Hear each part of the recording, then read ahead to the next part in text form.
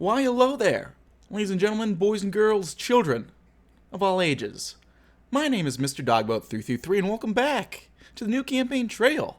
It's been a while since we hopped into the New Campaign Trail, at least on stream. I uploaded a video a month ago. It's been longer since I've done it on stream. I recorded the video a while ago, and I just didn't upload it till recently.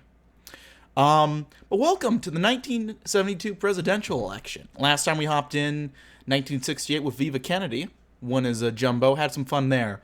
So it's just kind of next in the sense that it is the next U.S. election after 1972, but it's not Viva Kennedy 72, sadly, so we don't have any shenanigans there. And so we have old Tricky Dick elected. Moderates in both parties breathe a sigh of relief as conservative dark horse John Connally champions the Democratic nomination from a slate of the various student-backed candidates. Richard Nixon is seeking re-election and is a well-respected president among most Americans. Meanwhile, John Connally has moderate report with strong credentials and seems to be up to the task of uniting his party. The candidates are discussing how best to handle the war in Southeast Asia, the federal budget, and other issues. Nixon leads in the polls, while Connally has a bit of trust problems with the left. We'll go ahead and introduce candidates. Nixon is Nixon. Everyone knows that. John Connally was the governor next to JFK when he got shot. I think he had to go into surgery because he got hit with something as well. Very conservative guy, governor of Texas. Ended up becoming a Republican, actually, I believe. Served in Nixon's administration, I think. You know him? Yeah. So, I don't know, Kev, if you had to pick who to play, who would you be interested in? Another victim of the magic bullet. We talked about a bunch of JFK conspiracy theories in one of my history classes. It was fun. Nixon or Connally? What do you think, Kev?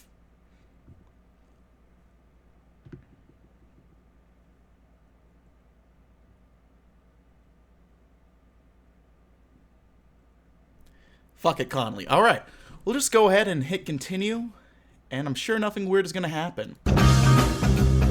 Psych. Fuck, that's loud. Anyone paying attention sees this election for what it is. A disgraceful sham. America's nearing its final conclusion as an imperialist power. A veiled dictatorship with no real opposition, just the internal controlled opposition of the party duopoly. Gus Hall, longtime leader of the Communist Party of the United States of America, has had enough. Hall used to be a staunch reformist to the point that his party endorsed Johnson in 1964 to prevent Goldwater's ascendancy.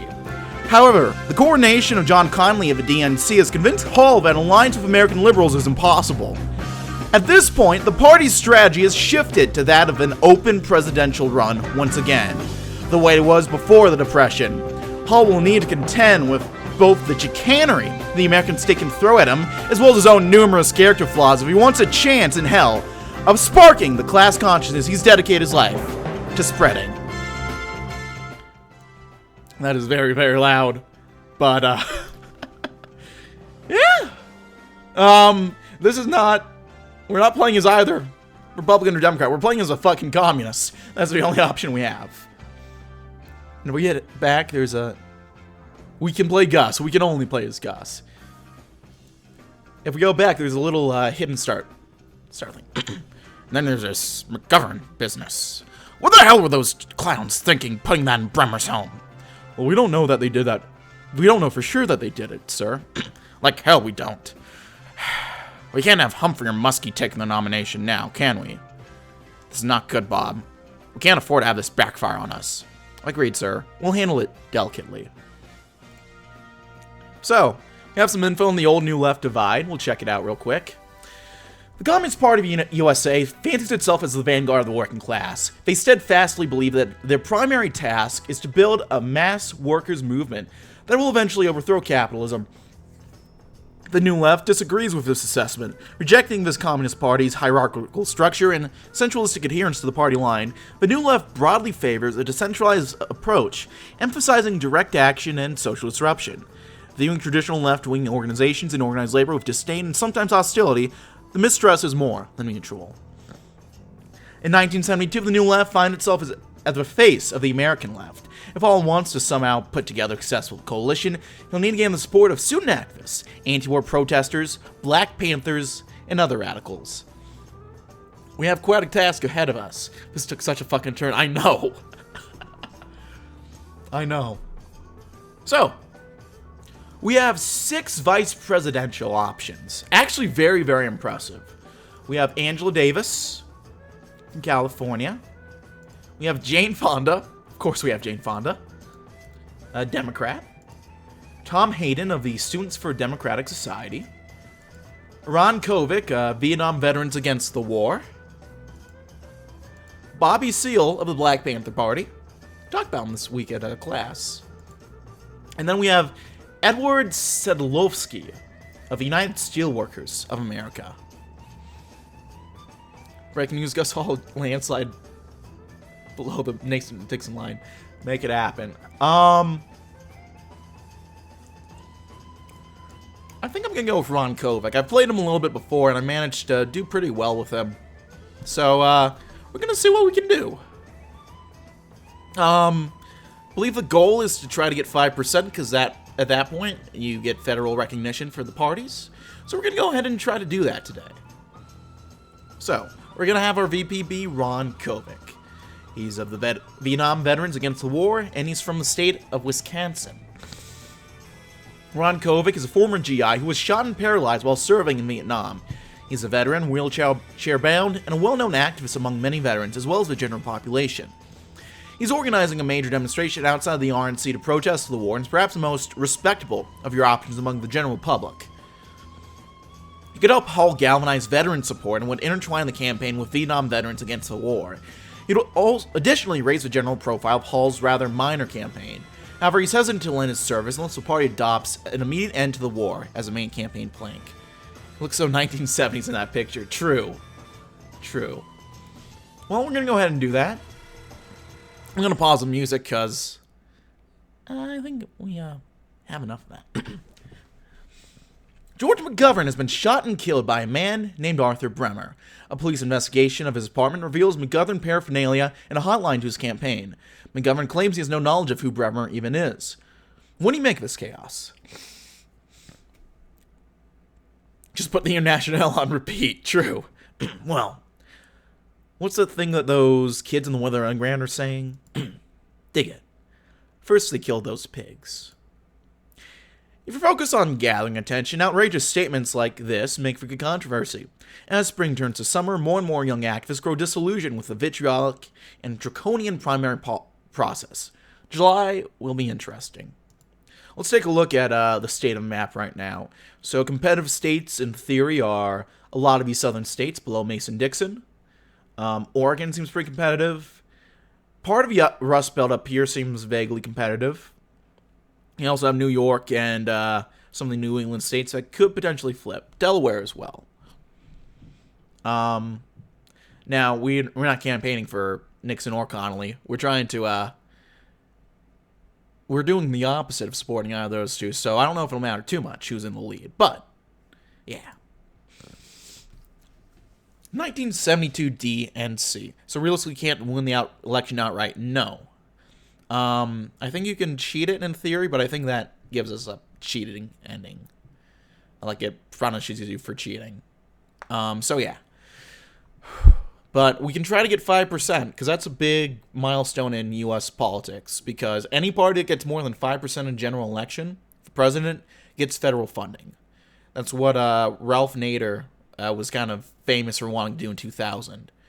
I think every general third party tries to go for that. So our goal is 5%. The 1972 DNC, held in sunny Miami, has become one to rival Chicago 4 years prior in terms of unbridled chaos. Filled with young, angry youth activists, old party stalwarts, and everything in between, days of floor politicking and fights have resulted in John Connally becoming the Democratic nominee. How will the CPUSA capitalize? Well, we have to turn some heads if we're going to get anywhere. Let's rile up some of these angered kids and get a real fight going, inside and outside the floor. Democrats in disarray, scream the papers. Your riot and convention floor fistfights certainly earn you headlines nationwide. It's all making the Democrats look out of control. America knows now that the left isn't going to go down without a struggle, like it or not. So we can campaign wherever. The best bet, I think, is going to be California. Because insert memes about California being communist here. But you have widespread anti-war dissident, new left influence on every campus, slightly radical, a lot of youth voters, and some influence from labor. Glowing the Dems for the revolution. True. So we're campaigning in California. Your running mate has been announced to the press as veteran and protest leader Ron Kovic, a choice which has instantly sparked interest from the media. Kovic leads the VVAW and has become nationally recognized for his efforts against the war. What do you have to say? For the vast majority of Americans, the war in Vietnam has become an inexcusable waste, an atrocity of mankind which mangles soldiers and civilians alike. Yet the duopoly has seen it to coordinate two war hawks to contend for leadership. We seek to provide the people with an alternative to bloodshed. Kovic is pleased with your focus on the war and will do all he can to foment further protest against it. Some party insiders pull you aside to complain about how the revolution seems to be placed on hold, but they never got anyone elected themselves, did they? Before anything else, the CPUSA needs to decide what's going to spend 1972 campaigning on. There's certainly no shortage of choice in this department. What issues will carry you to success this fall?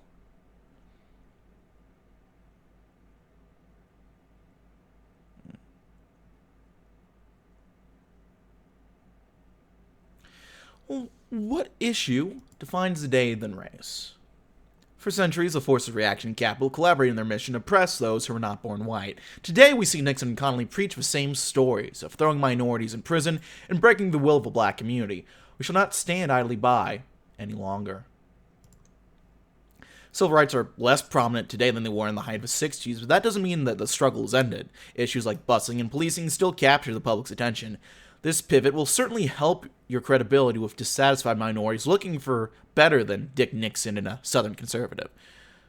So yeah, imagine ATV on Sun would be a pretty good strategy in the situation, because I'm pretty sure the Americans weren't too happy about Vietnam by this point. Oh no. So we got option. And it's a solid pick overall, I think.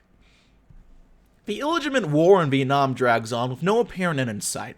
How do we frame our opposition to this conflict and make ourselves heard by the growing numbers sympathetic to our position?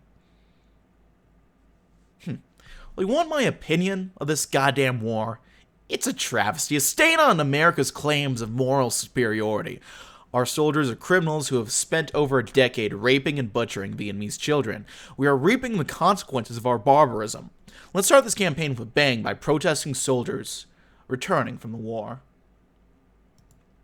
You're jittery, but Kovic leaps into the idea with gusto, organizing and crowding outside LAX. You get plenty of dirty looks, but your running mate's credentials silence most critics. Even better, Kovic seems to genuinely shake a few men. A camera crew gets footage of veteran throwing his medals in the trash. It appears on the nightly news. We're getting Gussie. Correct. The difficulties of being a third party in the American duopoly are vast and many, but one glaring problem is the issue of simply getting attention. The CPUSA garnered a mere 1,000 votes in 1968. How are you going to get anyone to care about your candidacy? Well, we need press. We don't have the money to get it, so we're going to take some notes from the yippies and get radical out there. A few riots, some marches gone bad, a few offhand quotes that get the paper shaken. That's how we're going to get attention. Shock jockeying works for a while, and the occasional riot gets you into columns and on the nightly news. The free press isn't positive in the slightest, but how often has the CPUSA gotten in the news before? In the meantime, you can hardly hold a rally anywhere without the cops breaking it up preemptively. Pros and cons. We'll win some and lose some. Chosen to visit California, is that correct? Yes. Breaking news from the Munich Olympics. 8 Palestinian men affiliated with the Black September militant organization have taken 9 members of the Israeli team hostage, with at least 2 already dead. With the world in uproar, how should the Communist Party respond? Well, This anti-Semitic attack on the Jewish people is unjustifiable, and I sincerely hope that the hostages are rescued as soon as possible. While we support the Palestinian fight for their own state, the fact remains that these athletes in Munich are under a flag of peace. Not to mention the rumors that West German neo-Nazis had a hand in this attack. Moscow is a little displeased by your quick reaction, but ends up issuing a similar denouncement. Your contacts in the PLO are somewhat annoyed, but as the news breaks the next day of the deaths of all 9 hostages, your strong denouncement of the attack ensures you don't come off as an apologist for mass murder. So, I think we dodged a bullet there. U.S. Senator Ted Kennedy is interviewed by his attitudes on the Connally ticket. He is transparently dismissive of Connally's chances, but urges his Democrats to support the ticket when the only other options are criminals, referring to Nixon, and kooks, presumably referring to you. Do you want to address these remarks and try to exploit divisions of the Democratic Party? Look, the kind of people obsessing over every one of Ted Kennedy's statements cannot be won over. There are already dyed-in-the-wool Democrats who would sooner drink poison than vote for me. I should ignore the remarks and focus on the young and disenfranchised groups I actually have a chance with. Forcing the Hasanabi fate on that last one. Yeah. Understandable. Even though there's some longing for you in Democratic youth circles, there's many reasons to think these voters will lose their nerve in the ballot box. Instead of thinking about Kennedy, you should spend several days down in Harlem, passing out posters and talking about Black Power. After each visit, the number of CPUSA posters, I'm going to guess it says multiplies. Multiply. Back to California. While your campaign has primarily been focused on turning out the youth activists of the New Left, you yourself are not one of these ranks. No, you're a dyed-in-the-wool Marxist-Leninist, a leader of the old left, and now you have to find a way to keep these old communists in line as well. What's your plan, Gus? These old men? They know me. They've backed me for years. I'm still the same Gus Hall that stood on the picket lines, organized unions, got arrested for my work, and stood up for the revolution when no one else would. I should remind the party bosses of that. Your personal appeal to the party is begrudgingly accepted, but the average laborer of the old left doesn't bite. Your running mate is a hippie faux radical, after all. In their mind, you've gone off a deep end for student pet issues, and all the biographies in the world won't change that. A very nasty quote of yours from 1961 where you claim to dream of strangling politicians with the guts of preachers and slaughtering their children has gained media attention. The good news is that you never said that. The bad news is that people think you did. How will you counter this evil lie? Well, are you serious? This quote is absurd. It's practically a walking stereotype. People will see through this without us needing to sound like tinfoil wearing nut jobs. Right? Not playing into the story means that it disappears.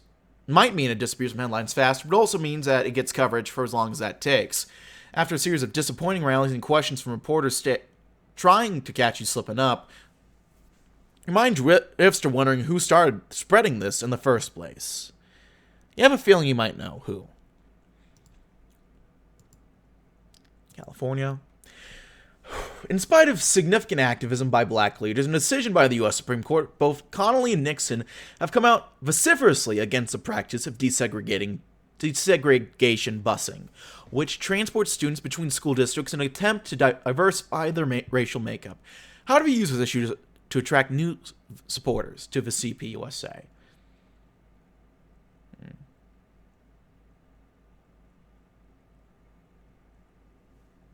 Good old propaganda taking quotes out of hand. True.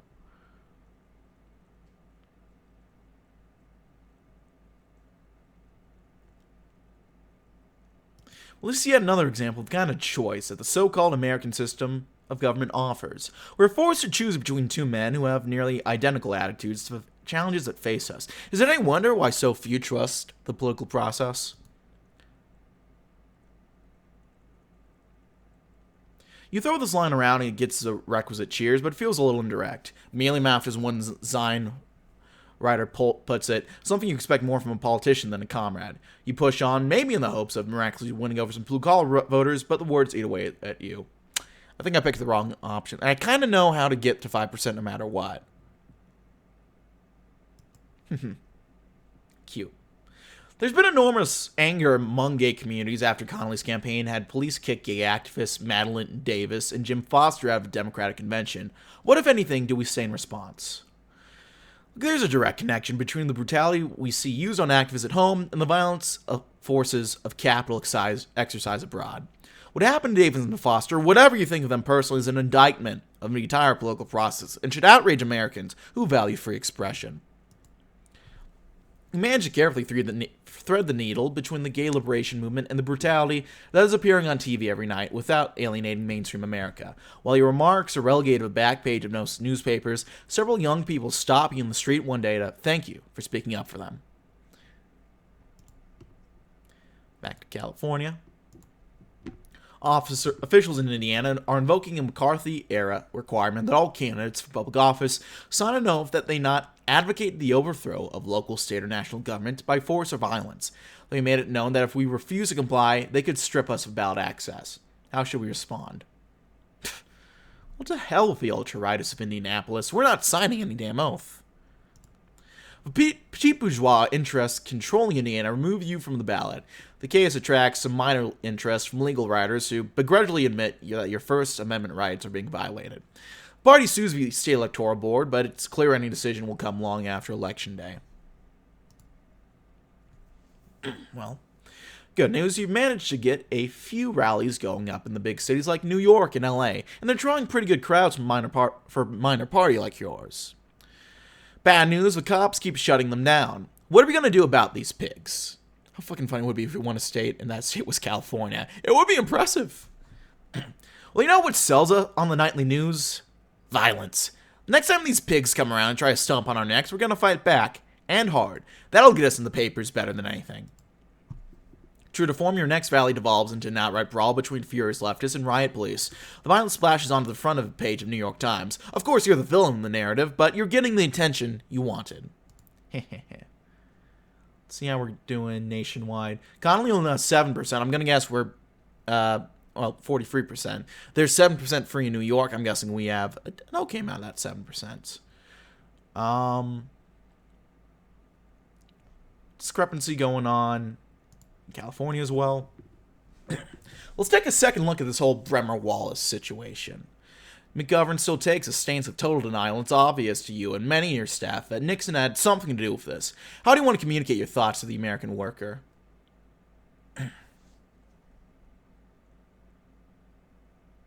Consolidation of power, as we've seen through the ascent of John Connally, is not an unintended consequence of capitalism.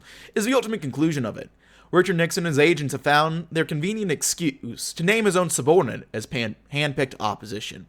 I'm going to hit on this relentlessly. As federal investigation to the McGovern campaign turns up blank, many are questioning the official story of the incident. It definitely helps to get your name out there as the chief trier of fact. Your running mate, Ron Kovic, bristles with anger every time you see him, obsessed with that war criminal bastard Nixon and his goons. He's determined to find some way to one-up his protests in the RNC earlier this year. What kind of advice do you want to give him? Ron, I'm mad as hell about Nixon, I really am, but we can't focus on the man alone. We have to look at his supporters, his enablers in Congress. We have to look at people like California Senator Alan Cranston. Why not stage an occupation of his office just as we're occupying Vietnam? Sneaky. You both show up in the lobby of Cranston's office and declare you are occupying the space in retaliation for Vietnam and the poor treatment of veterans. The staff try to ignore you, but become agitated as days stretch into weeks and press attention grows. After 14 miserable days, a cowed Cranston flies to California to meet with Kovic. Wapow. Wapow. Got him. There's about a 10-point difference between Nixon and Connally at this point. Chess 50 years earlier, and actually successful so far. A band of dazed student activists have wandered in from the Mexican border. Their story is truly bizarre. They allege to be victims of a kidnapping carried out on behalf of the committee to re-elect the president, apparently to prevent them from protesting Nixon's convention. Will you use your, albeit limited, platform to get their story out? Well, such brazen use of Nazi tactics is proof of how scared the forces of capital are of a united left. I want to get these young men on the front page of every paper, no matter how much hell we have to raise. An initial unanimous accusation of conspiracy theorizing turns muddled as more and more start paying attention. As confusion mounts, Nixon's initial attempts to ignore the issue are thwarted by sheer media pressure, and he's forced to issue a strongly worded denial in New York, spreading it to more people. The American left is a diverse place with activists of all backgrounds within it, and no activists are more organized and powerful than the Black Panthers. Indeed, their presidents make the issue of civil rights a predominant part of your campaign. How do you expect to appeal to Black Americans, both within and without your circle? Well, everyone knows that we're supportive of civil rights. What we can do, though, is get some press attention while saying that. I've heard about this reactionary school boycott up in Canarsie? About integrating the schools. Let's show up there and signal our support for busing for the cameras. But CPUSA and whatever activists you can bring stand separated by a police line against a mass of fuming parents. You're outnumbered at least 3-1, and the cops look like they wish they could smash your face in, but the news cameras around make sure that you're kept safe. Not to mention the press coverage. Ooh, Connally's 11 points behind. Let's visit California. The ERA has recently passed the Senate. It's now in the process of being ratified by the states. The CPUSA has long supported the amendment, but do you think it goes far enough? Pfft, are you kidding? This amendment is a simple warded bandage on the festering wound of female oppression.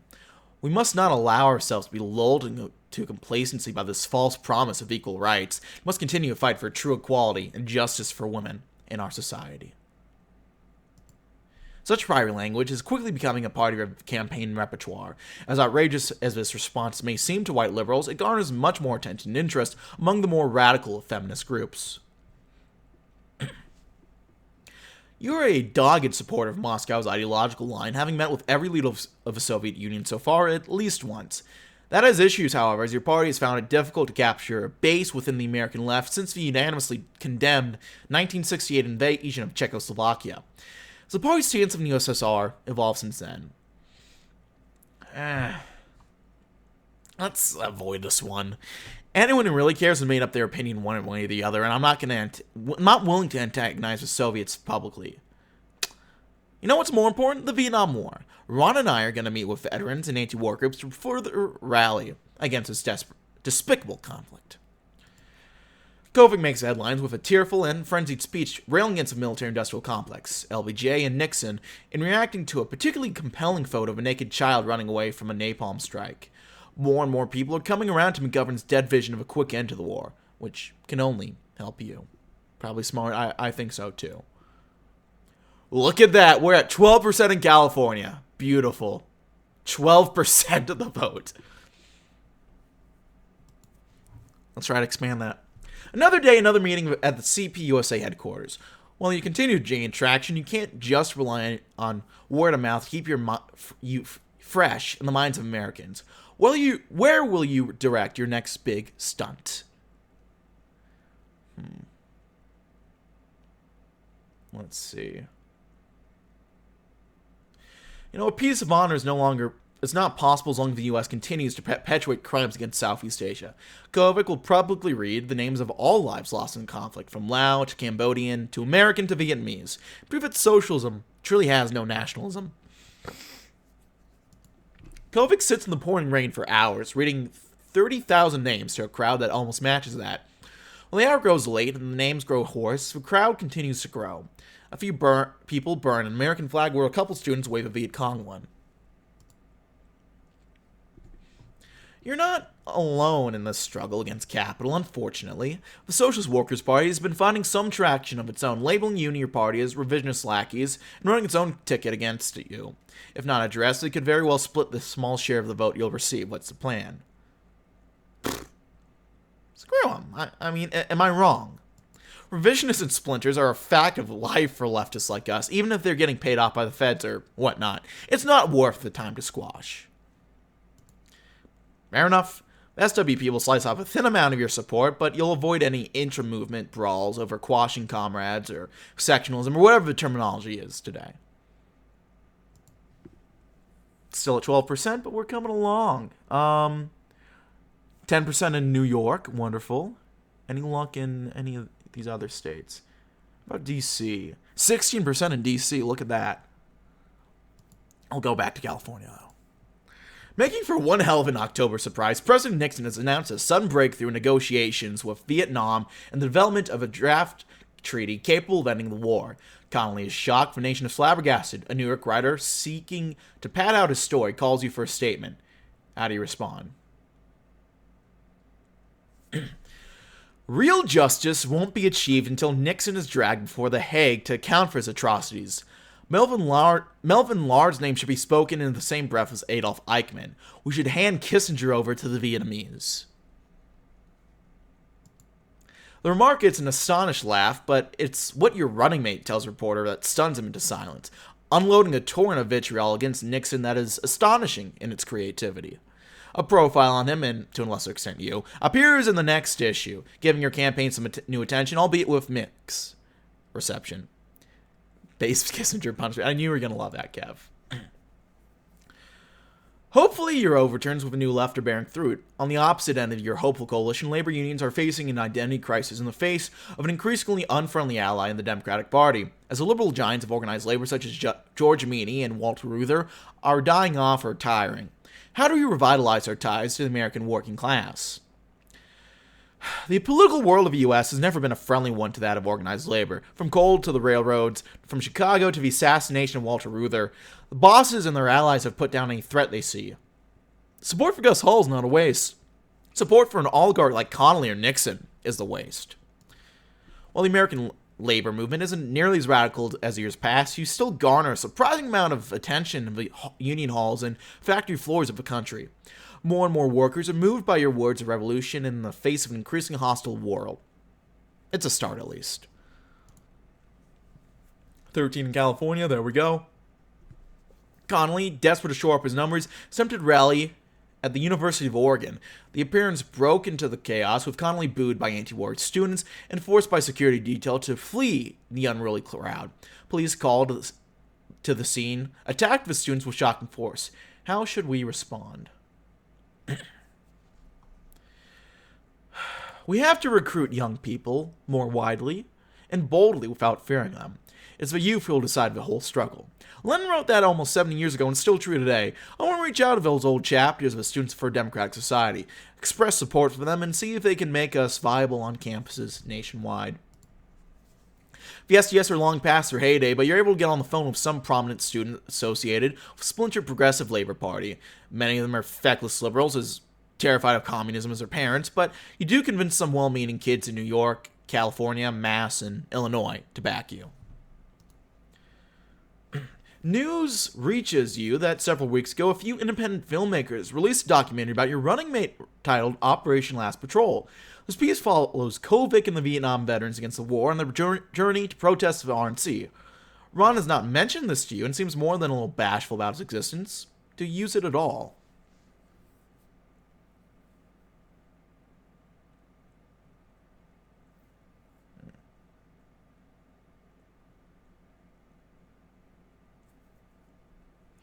I should use this as much as possible to get young people outside the party on board with a ticket. Circular documentary gives many college campuses and independent theaters have played in these final days of the campaign.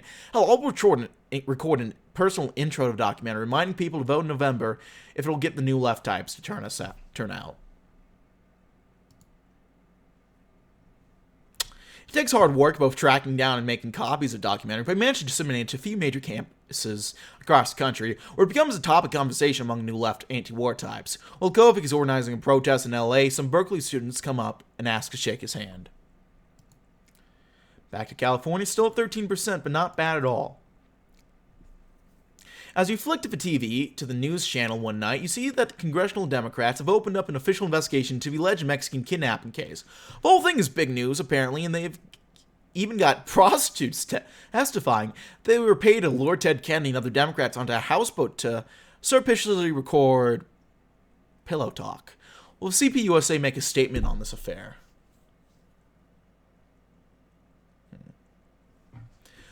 Once again, we must ask ourselves, how long are we going to let this man occupy that office? Why are we allowing a compulsive authoritarian liar to continue to bomb the dikes and villages of Southeast Asia while sending his dogs after anyone who speaks out?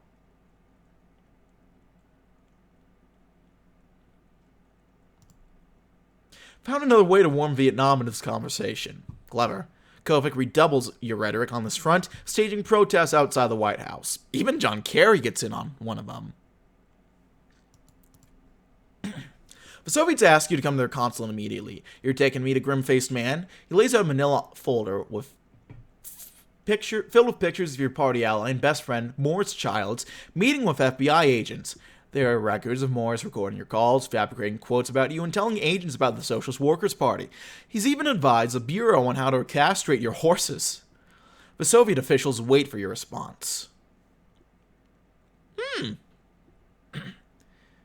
That rat-faced bastard.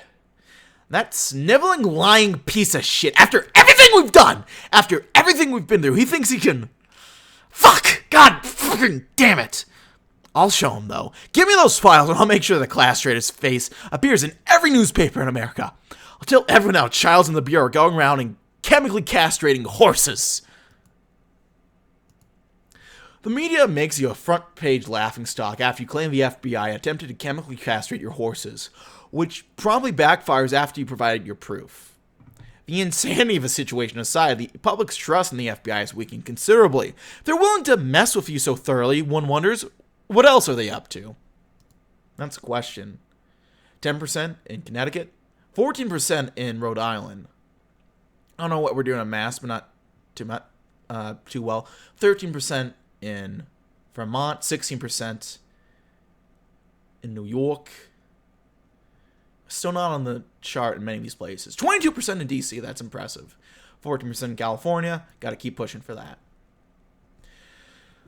Late in the campaign, you're ambushed on the New York subway by a Washington Post reporter with a biting question, one you've heard before. How do you find revolution? How do you respond? Look, you hear a lot about so-called violence and terror spread by communists, but I find it very interesting how we're simply supposed to ignore the violence that we see inflicted every day, pushed by the president and his lackeys. The truth is, the Vietnam War could have ended on his first day in office. He could have, at any time, stopped his ruthless attacks on labor and civil rights leader or on those kids in Kent State. Let's be honest with ourselves here. If you're concerned about violence, the Communist Party is the least of your worries. The reporter is actually somewhat taken aback. It's not like you're wrong that there's more blood on Nixon's hands than yours. This line of thought also plays in perfectly what Kovic's been saying all along. His repeated labeling of Nixon as a terrorist actually starts to stick. You've reached the end of this sham election, which seems unlikely to yield any change for Americans. Will you be going anywhere to raise awareness of the communist cause? Let's take a quick final look at our results. 15% in California. 16 here, 14, 10, 13, 20, 24. We are in second place in DC. Look at that. Well,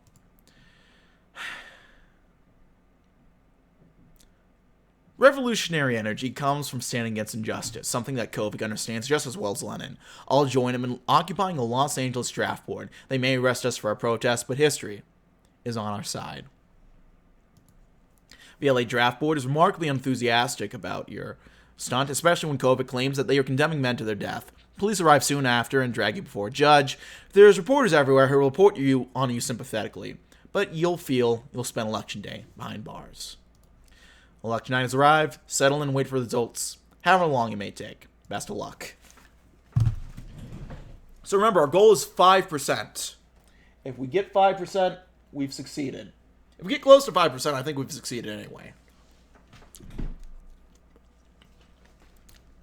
So I don't think the Communist Party's ever gotten above 0.1%.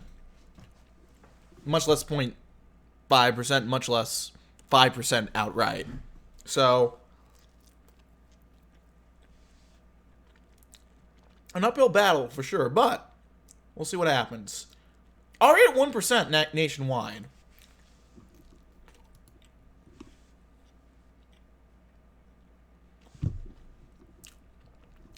DC has almost a quarter support for us.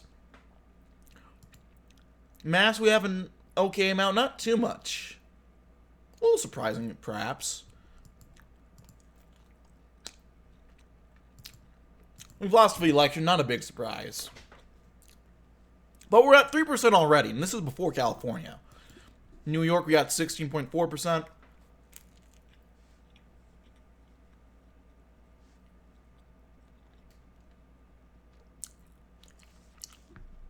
California's in. Oh, look at that. 5%. Come on, Oregon. We still need Oregon, Hawaii, and Alaska. If we stay at 5%. Oh, shit. We fell just under. Just under.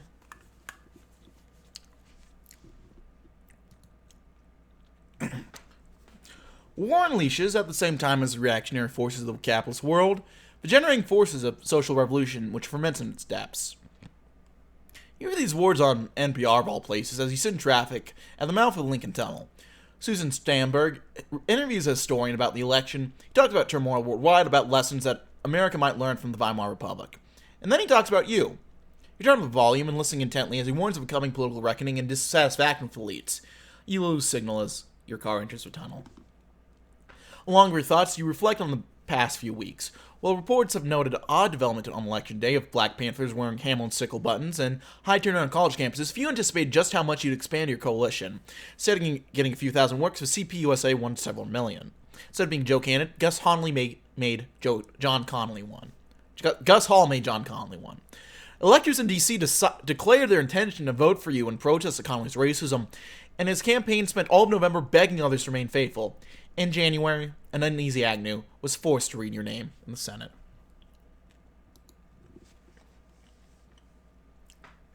All this upheaval has helped your running mate Ron Kovic, who war hawks are finally starting to take seriously.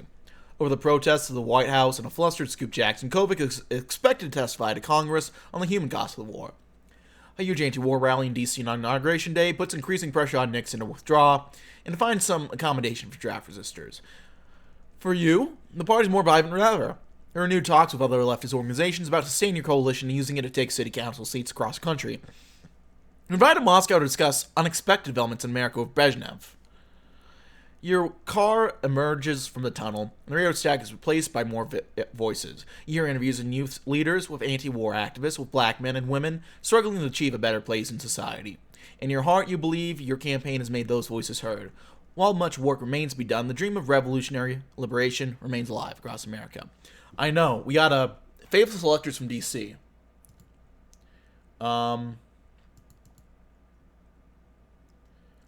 D.C. ended up giving us fair electors. I think if we go to Washington, D.C. Yep. Let's check our highest percentages.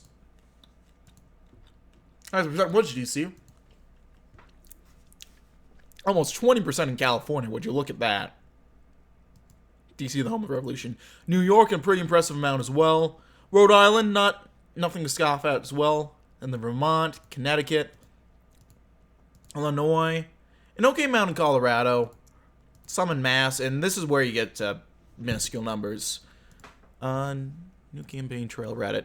I'm going to pull up a guide real quick on the Reddit. I'm going to see if we can speed run this real quick. To try to get 5%.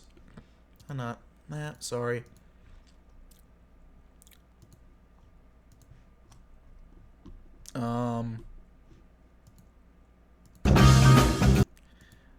Just so we get the, I guess the best ending.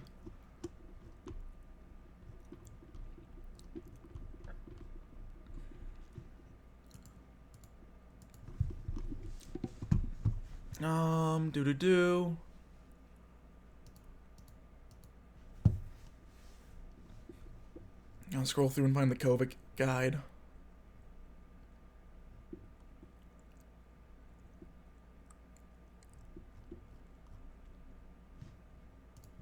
Keep going.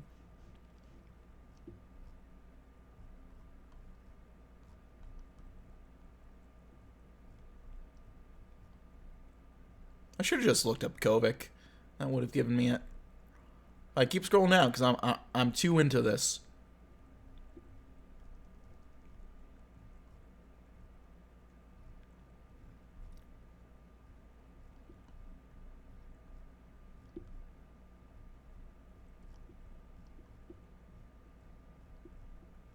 Like, I realize which answer I... There we go, Holkovic. So we're gonna try to run our way to revolution, boys. Just kidding, Mississippi. Probably not any at all. Turn some heads. Vast majority. What other issues? California.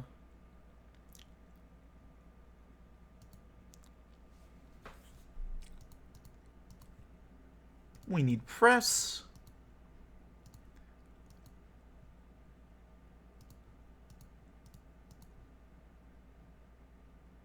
Ted Kennedy killed a woman. We might just do a fucking wacky run after this, I think.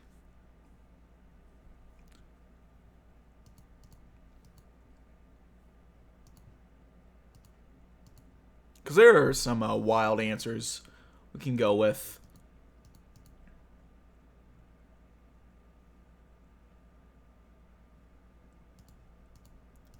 Third away done.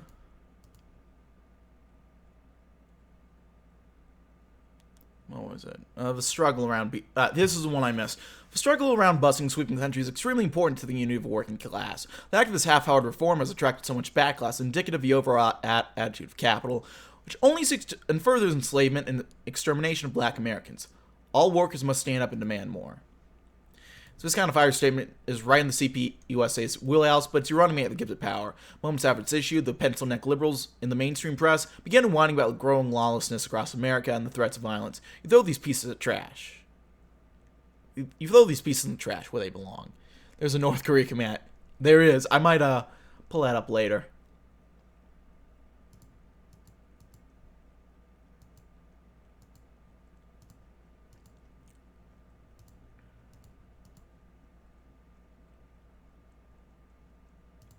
Violence.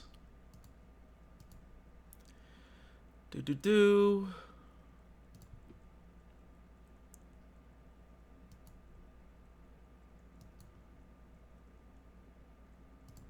Go after Cranston. I wonder if there's any relation to Brian in that. Such use of Nazi tactics.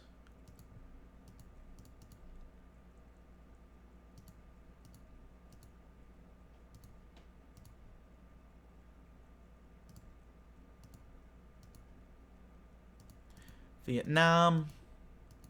12% in California. Beautiful.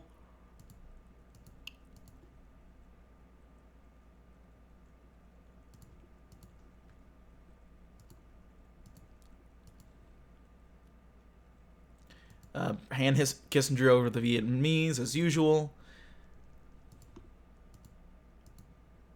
Incredible line, that one.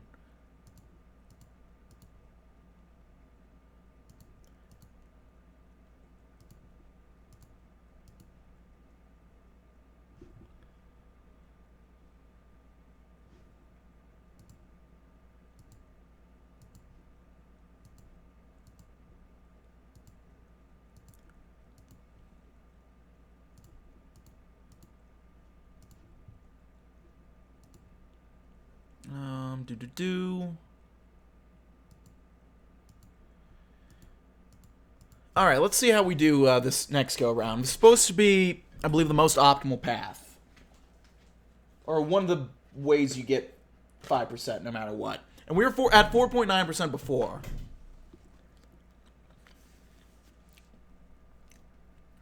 So in theory, even if RNG is a little bit more off than last time, we should be okay.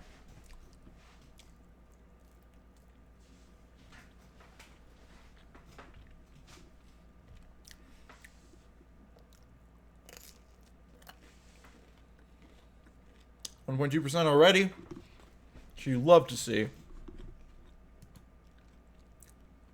0.1% in Mississippi this time around. In case you're going to ask that again, Kev. DC, almost a whole quarter percentage.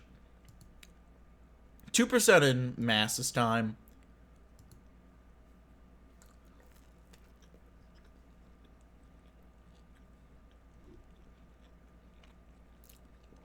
Yeah.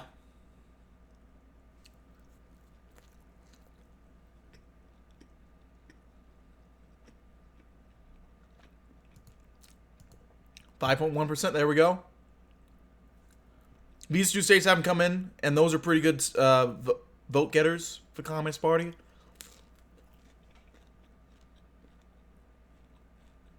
%. Still at 5%. I think we got this.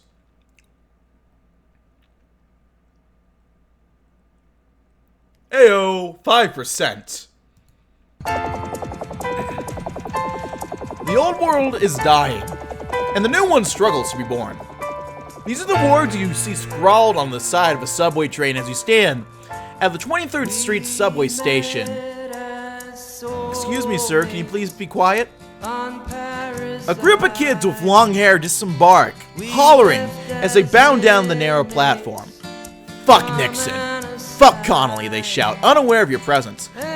Fuck them all, break the system. You linger for a moment, watching them topple a garbage can and vanish up a flight of stairs. Then you board your train. And that captures the whole mood, doesn't it? As early as election night, the American political class could tell something had gone wrong. While Nixon jetted it to an easy victory against his captured opposition, the Communist Party was claiming 10, 20, even 30% of the vote in major cities. Shock turned into horror as it became clear that Gus Hall, avowed communist, had captured enough votes to secure federal funding for his party in future presidential races that multiple Democratic electors would defect to Hall in protest. You travel to D.C. for a rally outside the Capitol as the grim-faced Agnew read off your name in the U.S. Senate chamber. A pale Nixon delivered a solemn address to the nation on the subject of radicalism the next night. For your running mate, Ron Kovic, the experience leaves him without words. For so long, he's been angry at Nixon, at the establishment, at America itself, for ignoring the cries of the dispossessed, and wounded. Now it seems like millions have answered his call. Politicians are talking about real ways to improve care for veterans and throwing around the possibility of amnesty for draft debaters. Americans writ large are talking about whether COVID might run for an open seat in California. He looks back on this campaign with wonder. For you, the future has never been brighter. You've secured your place in history as a transformative figure, America's most successful communist. The party is ready to give you whatever support you need for 76 and beyond. Even your Soviet handlers are beginning to wonder if you might be onto something with your rhetoric about a second American Revolution being around the corner. You disembark your train at 60th Wall Street. Wind carries the sound of protesters rallied against the stock exchange. As you hold your hat, you cannot help but feel that the times are a-changing.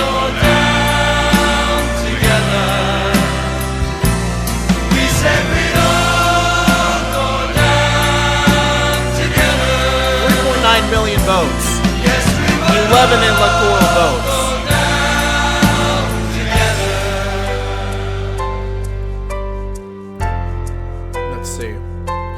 Defectors from D.C., none from California, none from Rhode Island. Three defected from Massachusetts. They left their childhood. I think from there it's on every acre. And who was wrong? Mass. And who was right. I believe it's Minnesota, get 3 from. And then I think I can find Wisconsin. I don't know, Wisconsin. We held the day.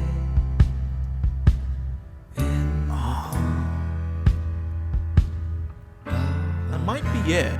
5. I think so. The night.